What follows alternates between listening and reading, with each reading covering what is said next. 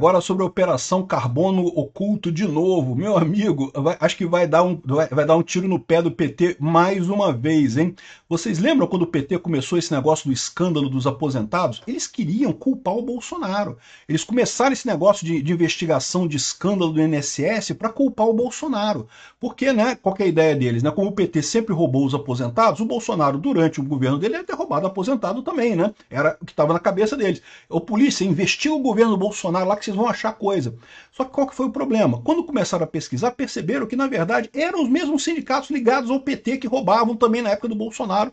Ou seja, ao contrário, o Bolsonaro fez várias medidas para diminuir o roubo do INSS e coisa e tal. Ou seja, uma medida que o governo Lula inventou para bater no Bolsonaro acabou sendo contra o PT e acabou gerando a CPMI do INSS que está correndo agora. E arrisca essa operação aqui do PCC ser a mesma coisa, tá?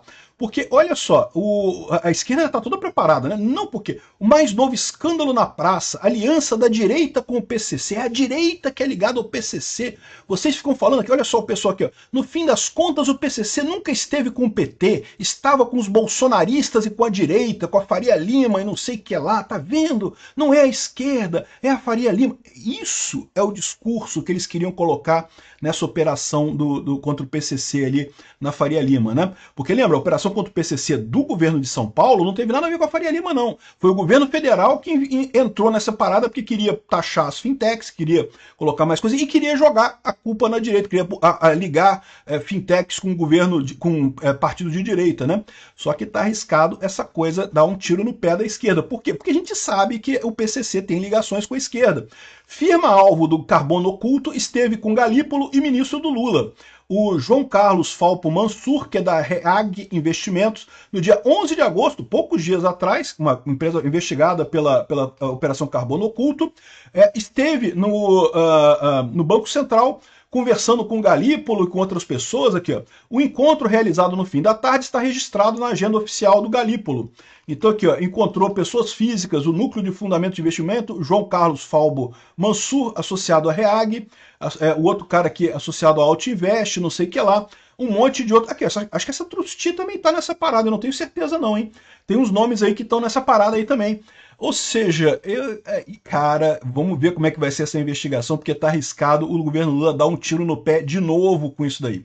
O pessoal fez, o planejamento foi perfeito. Tem que reconhecer que o Zé Dirceu realmente, quando chegou no governo Lula, deu uma nova cara, né? A forma como o governo Lula tenta fazer as coisas. Então, por exemplo, conseguiram emplacar o imposto do PIX agora não tem nem como discutir, porque como é que você vai falar que não pode, né?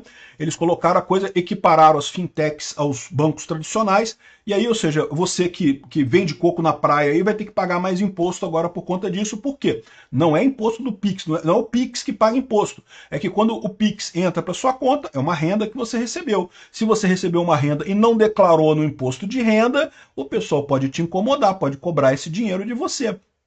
Então, essa é a situação no final das contas, né?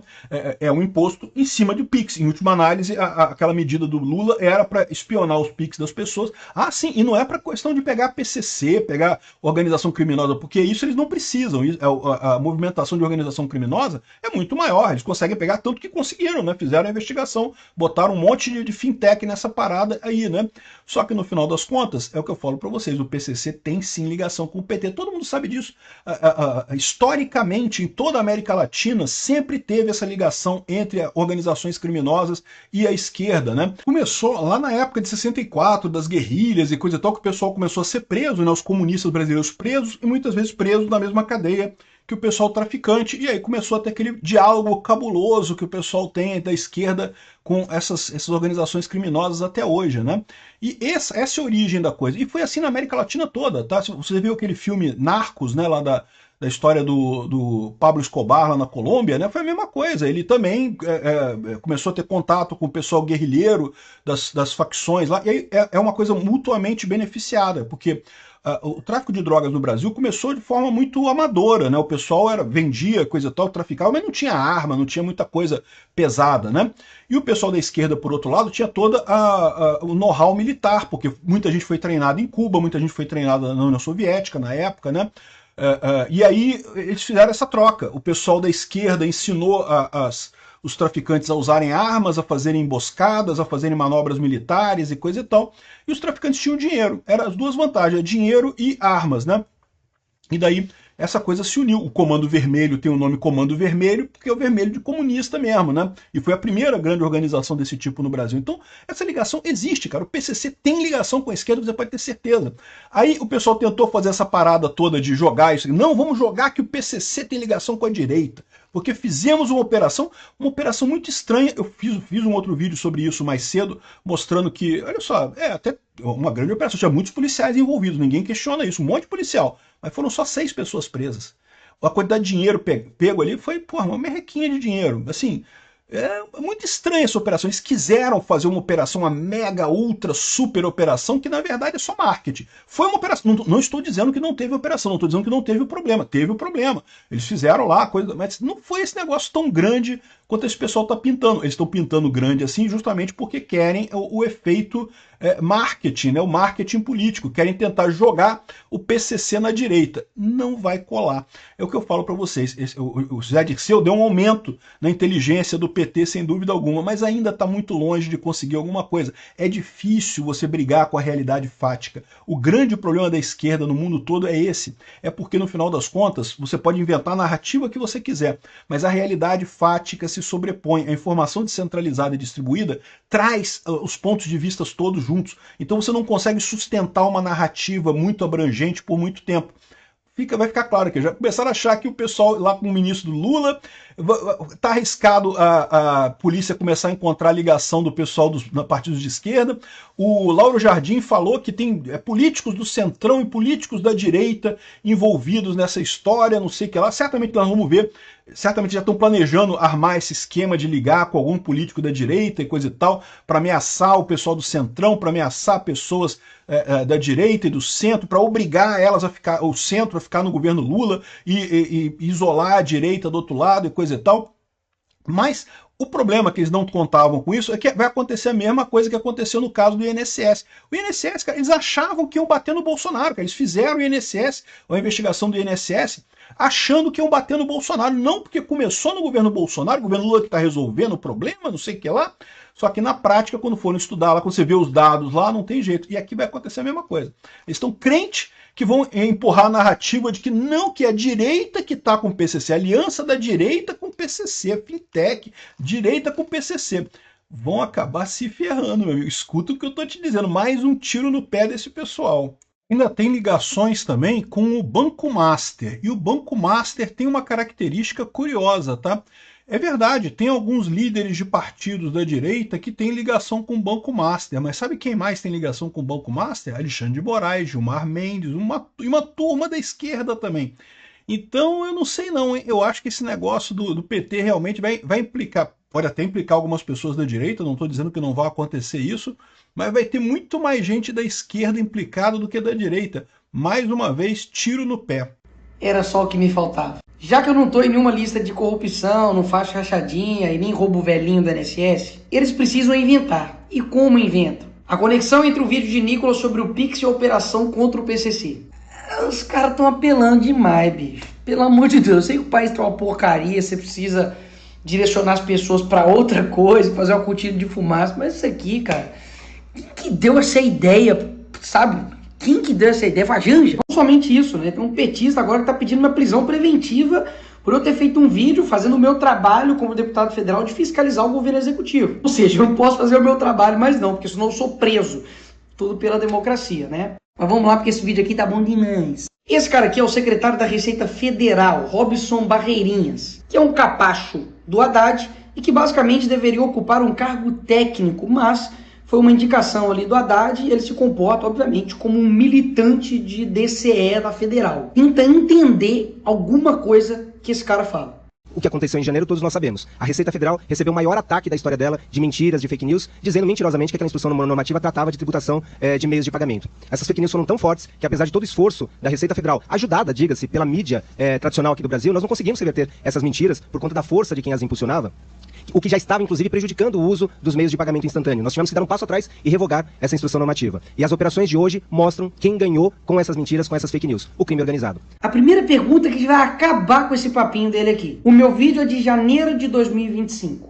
Como que um vídeo de 2025 pode ter ajudado as operações que foram feitas entre 2020 e 2024 pelas facções criminosas? Eu sou o quê? O viajante do tempo agora? As operações de hoje mostram que, independentemente das intenções, as pessoas que espalharam aquelas fake news, aquelas mentiras no início do ano, ajudaram o crime organizado. E nós temos que voltar a discutir essa regulamentação para que haja transparência em relação às fintechs. Está dizendo o quê? Que as fake news também são responsáveis agora por ajudar o crime organizado? Reduzir as complexidades do Brasil a fake news e redes, isso sim é fake news do governo. Porque que ânsia, né? Dessa galera de controlar a rede social, é inacreditável. Parece que se acabar com a rede social, pronto, o Brasil vira Noruega. E segundo, ele quer dizer de que recuaram com uma medida ótima que combateria o crime organizado por conta de pressão de fake news. Ué, tô entendendo não, ué? Se a coisa era tão boa assim, por que vocês não fizeram? A realidade é que vocês simplesmente não bancaram aquilo que vocês queriam fazer. Até mesmo porque, hora alguma, eu falei que o Pix seria taxado. E o Pix não será taxado. Vocês queriam era monitorar o Pix ali de 5 mil reais do seu Raimundo, da manicure, da pedicure, do pedreiro. E agora, com uma operação que envolve 46 bilhões de reais, com diversas empresas na Faria Lima, de que isso teve alguma coisa a ver com o meu vídeo. Me poupe, né? Quer dizer então que se eu não tivesse feito o vídeo, eles não teriam cometido crime. Que eles só passaram a lavar dinheiro depois do meu vídeo. Vocês não acham que é subestimar demais a inteligência da gente, não? Pô, a gente é petista, burro, não? E regulamentação pra quê? Você já mostrou que o Estado tem capacidade de fiscalização e controle para poder impedir esse tipo de crime. Que não era sobre Pix de 5 mil reais não, tá, amigo? Foi movimentação de 46 bilhões de reais. E a culpa dessa máfia ter trabalhado, instaurado isso aqui no Brasil nessa magnitude, a culpa é minha, é do vídeo, e não de vocês que deixaram isso aqui acontecer? Uma curiosidade aqui para vocês, toda essa operação aqui que desmantelou esse esquema aqui de fraude bilionária, né? Começou com o GAECO em São Paulo, com o Ministério Público de São Paulo e a inteligência da Polícia Militar de São Paulo. O PT é tão salafrário de que esse daqui é o diretor-geral da PF. E aí o entrevistador pergunta para ele sobre a operação. Ele não sabe de nada. Presos de hoje, 6 presos. Quem são os presos de hoje? São processos ainda sob sigilo, Jonas, nós não vamos aqui tratar disso. Ele não sabe de nada, porque obviamente a PF chegou só nos últimos instantes ali junto com a Receita Federal para poder pegar os louros da operação que nem eles estavam por dentro do negócio. Porque a partir do momento que a pessoa foi presa, não existe sigilo não, ô gênio. E só existe numa ditadura, você prender alguém e não falar quem foi, ué. Mas por que ele não sabe de nada? Porque ele não participou do inquérito, da operação, e basicamente estão falando aí como se eles estivessem lutando contra o crime organizado.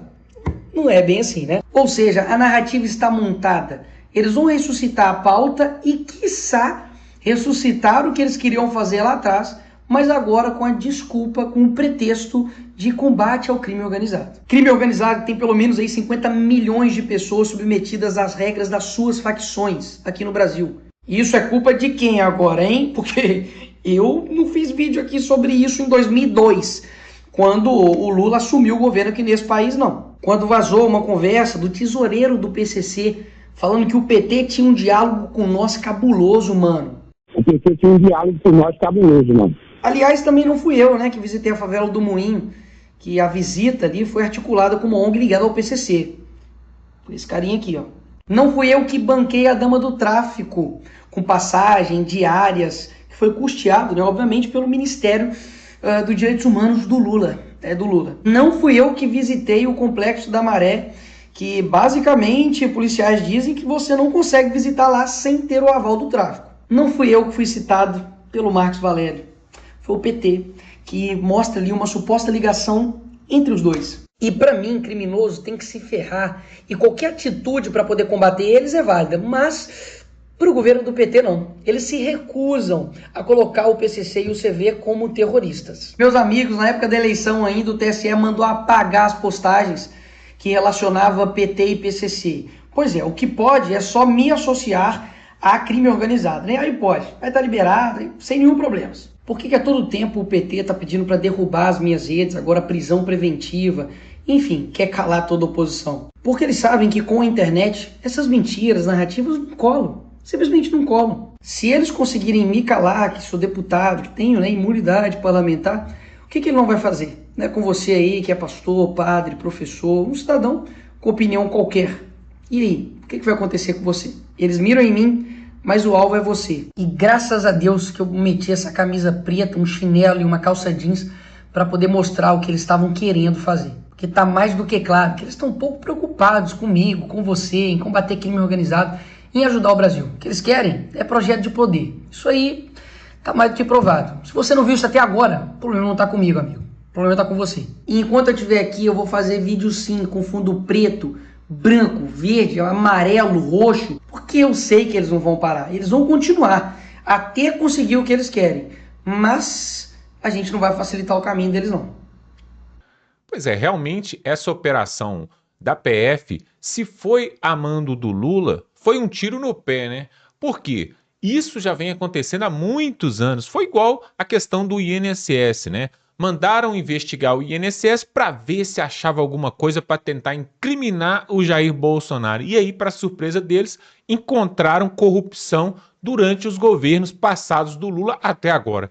A mesma coisa acontece com essa questão aí da facção criminosa do PCC, né? E a Faria Lima, e os postos de gasolina, e os combustíveis, e mais de 40 bilhões desviados, sonegados, lavagem de dinheiro. Pois é, pessoal, isso não vem acontecendo de agora, não. Isso acontece já há 10, 15, 20 anos no Brasil. Ou seja, quem que é o partido que vem governando esse país desde 2003? Quem que é? Nós sabemos quem está no 5º mandato. Então, antes do senhor Lula, antes da PF, antes da Gestapo ali do Moraes, quiser investigar qualquer coisa nesse país, eles têm que pensar 2 vezes, porque vai acabar dando um tiro no próprio pé deles.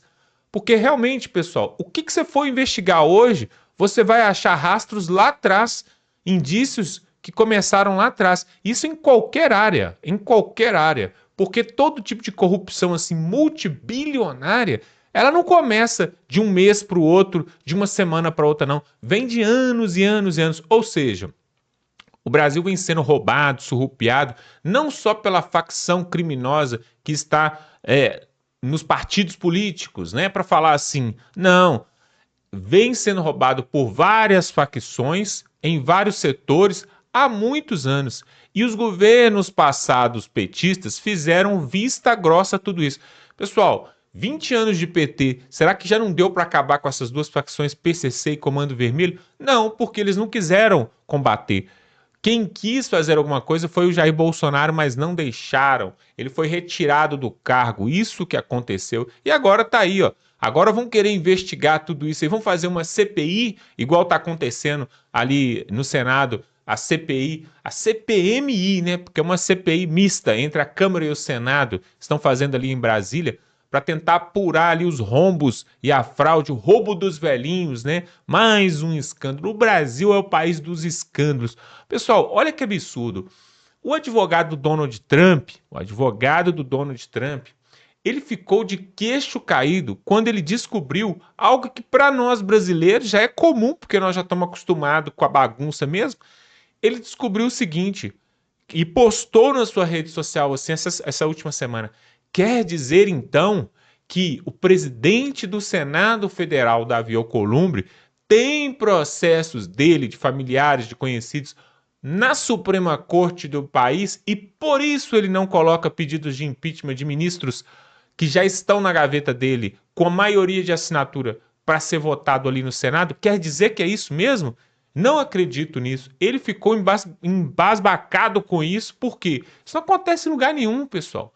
Não pode o presidente de uma casa tão poderosa e que pode impeachment os ministros, não pode ter processos lá no Supremo.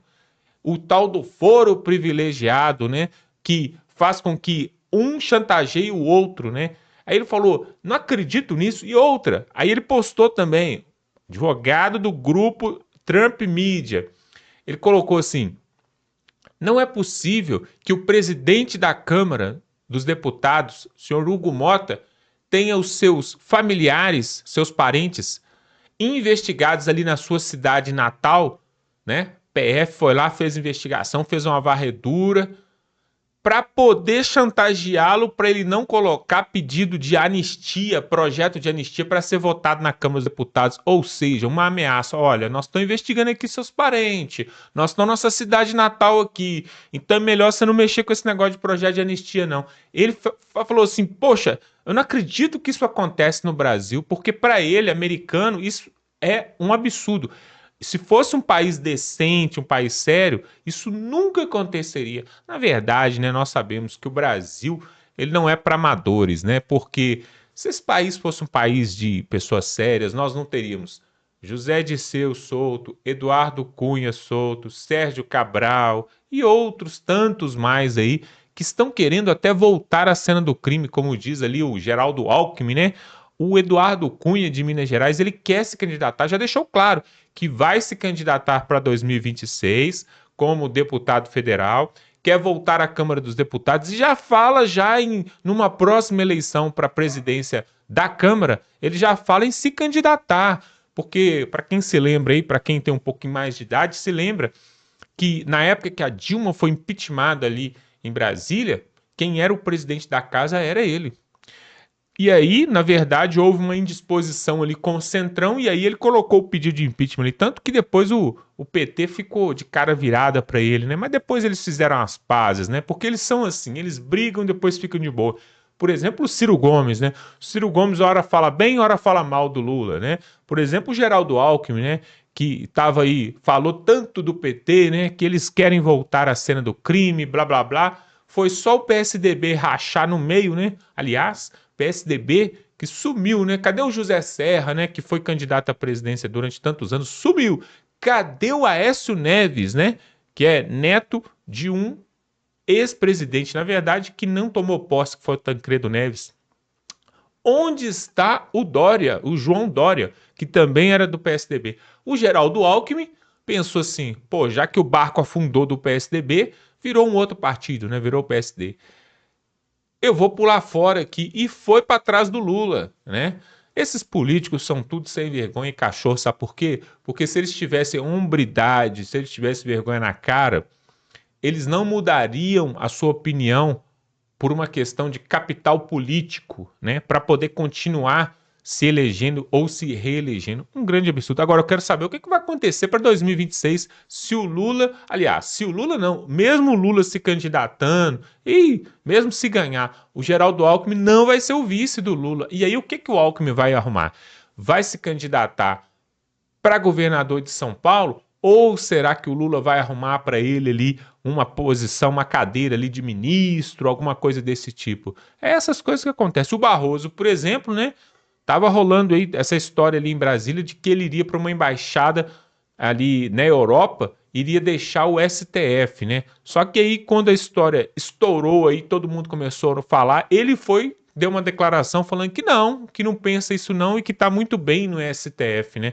E para a vaga dele, quem seria o candidato, o primeiro candidato ali do Lula, deveria ser então o senhor Rodrigo Pacheco, né? O Pachecão, aquele que ficou segurando as pontas do governo e dos ministros do Supremo durante tanto tempo ali no Senado Federal, ganharia um prêmio, né? De ir para ministro do Supremo. E outro que surgiu também uma história aí, que é uma história de cair o cabelo do careca, pessoal. Agora você se segure aí, porque essa é braba.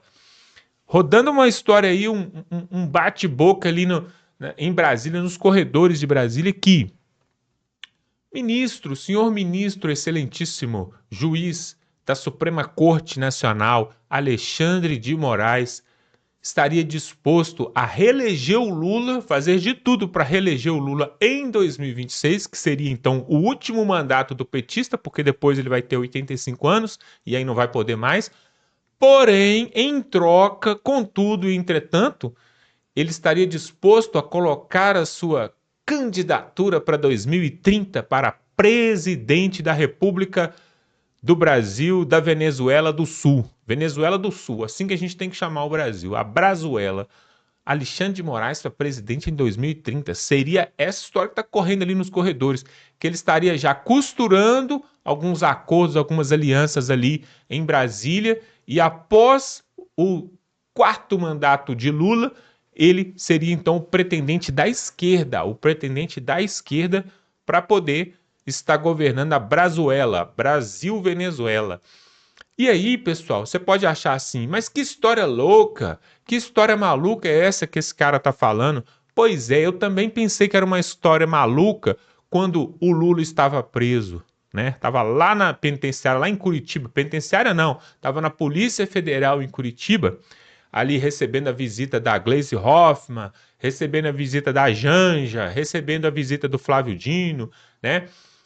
E alguém falou assim, o Lula vai sair da cadeia, eles vão tirar os processos dele e ele vai ser presidente novamente. Eu também achei uma loucura isso, eu achei uma loucura. Até porque o Bolsonaro, logo em seguida, foi presidente do Brasil. Todo mundo achou um absurdo. Hoje, o que acontece? Temos o Lula presidente, temos o Bolsonaro preso em prisão domiciliar com a tornozeleira no pé. Olha que absurdo. Então, se hoje eu chego aqui e falo para você assim, olha, o Moraes pode estar arquitetando um plano para reeleger o Lula em 2026 e como prêmio disso ele estaria costurando alianças em Brasília para 2030 se lançar para presidente do Brasil. E aí você pode falar assim, mas o risco é muito grande dele deixar o Supremo Tribunal Federal ali, né, abrir mão da Suprema Corte para se candidatar e depois vai que dá errado nas eleições e aí ele vai perder o seu cargo vitalício de juiz da Suprema Corte. É um risco muito grande. Pois é, pessoal, risco para mim e para você, né? Agora, para quem já tem as cartas na mão e na mesa, né, do jogo, aí fica fácil. Imagina você entrar num jogo onde você é o juiz, você é o VAR, sabe o VAR ali que fica controlando a câmera, você é o bandeirinha, mas você também é o técnico do time, você é o presidente do time, a bola também é sua, não acabar o jogo, você leva a bola para casa, você é dono de tudo. Tem como você perder esse jogo? Me responde, tem como perder? Não tem. Então, pessoal, o recado tá dado, eu só posso falar até aqui. Pessoal, se você gosta desse tipo de conteúdo, se inscreva aqui, ó, totalmente gratuito, você vai ficar muito bem informado. Se inscreva nesse canal, dá aquele like. Algumas pessoas falam que clica no botãozinho do like, o botão não funciona. Confira aí se está funcionando. Compartilhe esse vídeo, pessoal, no grupo do WhatsApp, no grupo da família. Sabe por quê? Essa questão aí de envolver o Nicolas Ferreira com o PCC é uma desculpa para a regulamentação das redes sociais. Foi o que o Nicolas acabou de falar aí. Então, enquanto nós ainda temos voz, pega o link desse vídeo, pessoal. Só você clicar aqui embaixo aqui em compartilhar, manda para o grupo da família, manda para todo mundo, porque por enquanto nós ainda temos voz, tá bom? Vamos ficando por aqui e até a próxima.